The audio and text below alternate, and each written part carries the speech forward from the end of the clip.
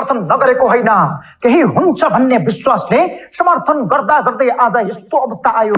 यता टाल्दा उता छिर पर्छ। हेर्दै घमण्डी, एक नम्बरका दम्भी, काम भन्दा परिणामले बदनाम, न जनताप्रति वफादार न संसदप्रति जिम्मेवार। कुर्सीमा पुगेपछि मान्छेको मुकुण्डो कसरी उत्रिन्छ यिनलाई अर्थात् प्रधानमन्त्री बालेन शाहलाई हेरे पुग्ने भएको छ।